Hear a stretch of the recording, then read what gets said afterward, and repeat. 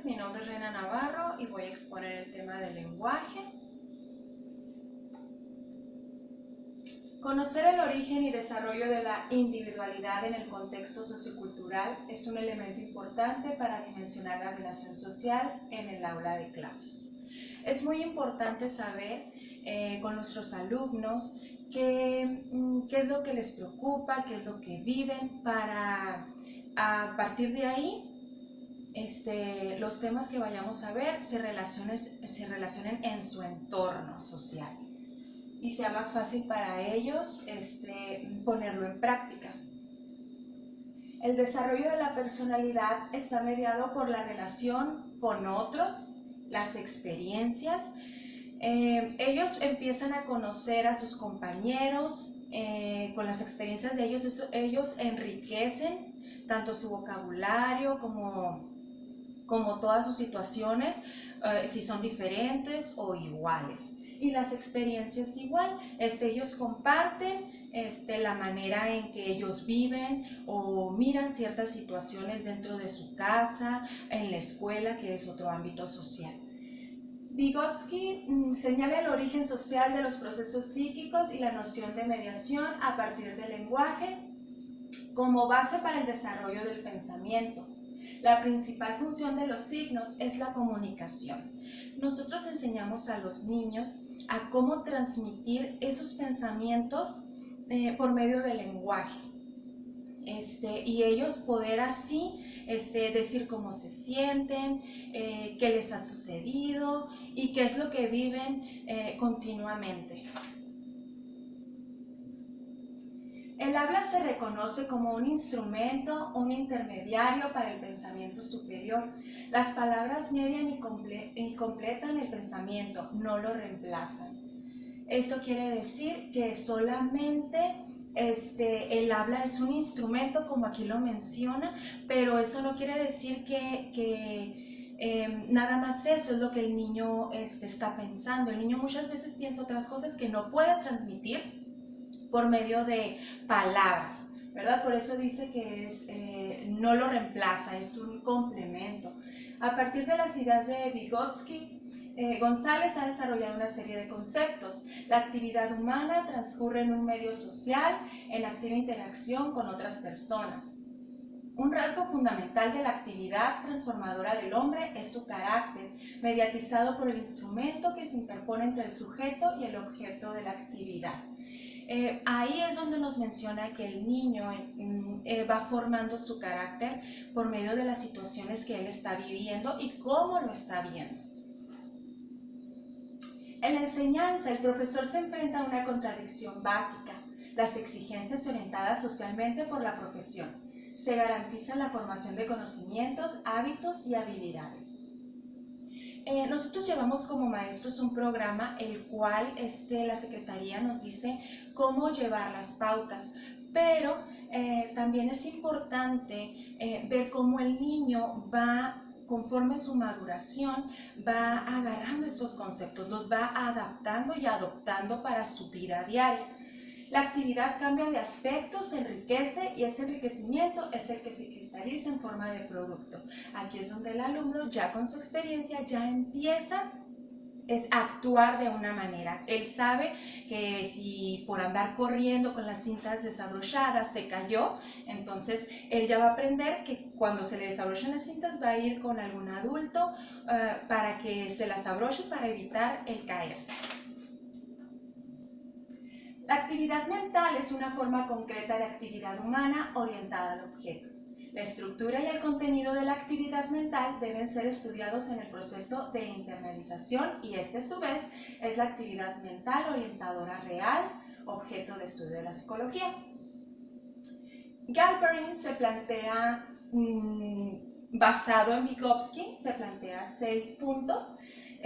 Las actitudes iniciales del sujeto hacia las metas del proceso y hacia una situación concreta de enseñanza y aprendizaje.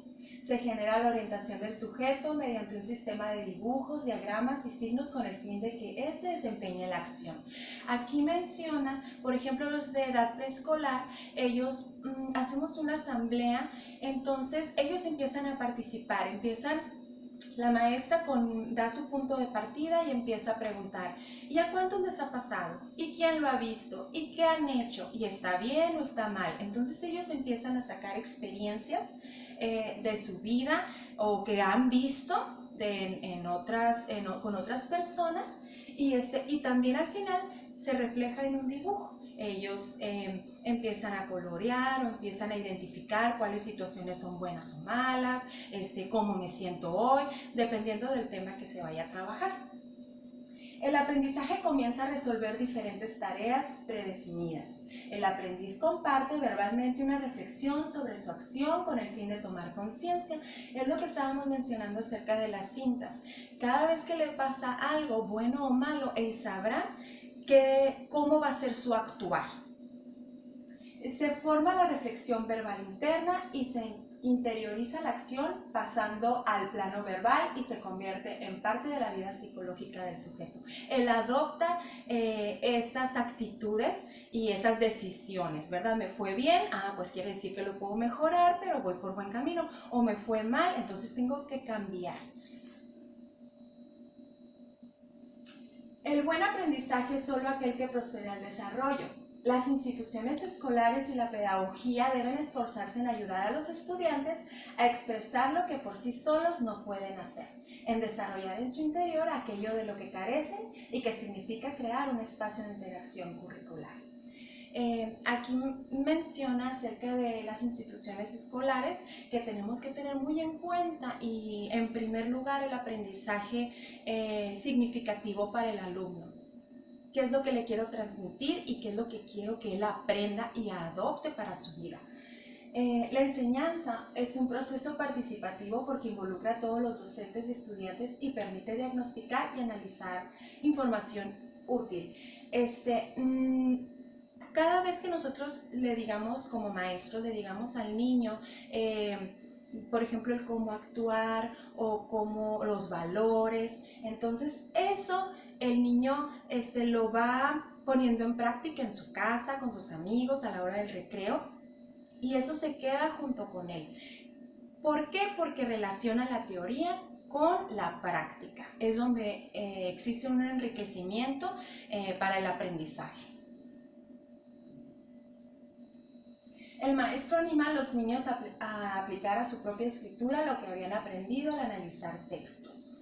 Evaluar la ejecución que un niño hace sin ayuda no aprovechará las importantes diferencias en el funcionamiento mental que se puede identificar analizando cómo responde el niño a la ayuda de adultos o de un compañero más capaz. Tengo el ejemplo de una niña, de una alumna, que todo el tiempo va y me dice, maestra, ¿me ayudas? Ella es muy inteligente. Y le digo, sí, le muestro cómo en mi escritorio, a ella le gusta sentirse muy protegida conmigo, le muestro y al momento de terminar y le digo, ¿tienes alguna duda? No, ok, entonces ahora tú ayúdame a ir con tu compañerita que está batallando en realizar el trabajo y para que ella lo termine. Y sí, la niña ya no requiere de mi ayuda, ya se le quedó ese aprendizaje y va y lo transmite a sus otros compañeros cuando a ellos se les dificulta hacer alguna actividad. Vygotsky dice que los maestros deben dirigir su trabajo, no al desarrollo de ayer del niño, sino al de mañana. Siempre como maestros pensar qué es lo que queremos alcanzar, qué es lo que queremos que el niño llegue a esa meta y qué queremos lograr, qué aprendizaje. Entonces no pensar en lo que le falló ayer, sino pensar en cómo mejorar lo que él hizo ayer, pero para un futuro. Lo que el niño consigue en cooperación o con ayuda lo puede efectuar más tarde independientemente. Aquí es donde menciono lo de mi alumna, que ella ya sola va a empezar a recortar o a pintar o a saber de qué colores van en el dibujo o el trabajito que están haciendo para poder ayudar a sus compañeras. Las obras de Binet y otros presuponen que el desarrollo es siempre un requisito previo para el aprendizaje y que si las funciones mentales de un niño no han madurado lo suficiente como para poder aprender un tema determinado, toda instrucción resulta inútil. Tengo un alumno también que tiene inmadurez, entonces con él trabajo de una manera diferente, más personalizada. Entonces, él no comprende las instrucciones al igual que sus compañeros, por el tiempo que él lleva en el preescolar y por las dificultades que a él le pasan, ¿verdad? Pero él va a su ritmo y uno como maestro tiene que esperar a que el niño vaya agarrando esa madurez para que él pueda intentar hacer otras cosas. Igual se maneja el vocabulario, hay palabras que los niños desconocen, pero de eso se trata cuando ellos llegan, que aprendan palabras nuevas y que las anexen ya cuando vayan a hablar con sus papás, con sus amiguitos, ellos vayan enriqueciendo ese vocabulario, pero de acuerdo a su maduración. Dos procesos distintos relacionados entre sí. Maduración se basa en el desarrollo del sistema nervioso y el aprendizaje, procesos evolutivos. Proceso de aprendizaje estimula y hace el proceso de maduración.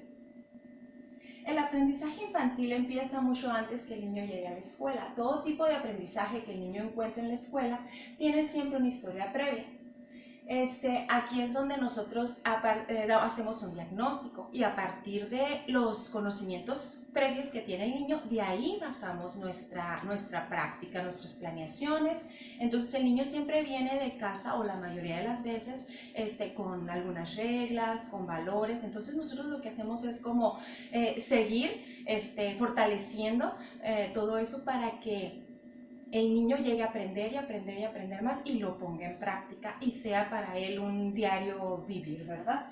El desarrollo próximo, la distancia entre el nivel real de desarrollo determinado por la capacidad de resolver independientemente un problema y el nivel de desarrollo potencial bajo la guía de un adulto o de un compañero más capaz, ¿verdad? Aquí es donde nosotros analizamos más o menos si el niño tiene 5 años en maduración, cuál es el promedio de edad que él tiene, ¿verdad? Porque no todos están en el mismo nivel y en eso hay que trabajar.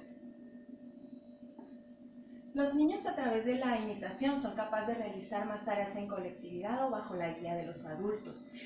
Mi trabajo en licenciatura para titularme hablo acerca de esto, de cómo los niños imitan al adulto, imitan a los de la televisión, imitan a otros niños, ¿verdad? Porque les gusta, van haciéndose independientes, pero van alcanzando alguna personalidad y van formando de aquí y de allá. Así que por eso tenemos que tener mucho cuidado como maestros y como papás, porque somos el ejemplo del niño, tanto en actitudes como en modismos o alguna actividad, ¿verdad? El lenguaje surge como un medio de comunicación entre el niño y las personas de su entorno. Más tarde, al convertirse en lenguaje interno, contribuye a organizar el pensamiento del niño. El aprendizaje es un aspecto universal y necesario del proceso de desarrollo culturalmente organizado y específicamente humano de las funciones psicológicas. Habla acerca de cómo el niño va desarrollando su lenguaje y cómo lo va enriqueciendo conforme va creciendo, él tiene un vocabulario de muchísimas más palabras y también es importante en la casa y en la escuela manejar mucho lo que es la literatura para que el niño empiece a trabajar con su imaginación, para que él cree historias y su imaginación la eche a volar y entonces sí, ahí aparezca más vocabulario y enriquezca su lenguaje. Bueno, esto es todo de mi parte, muchas gracias, espero tener un buen resultado.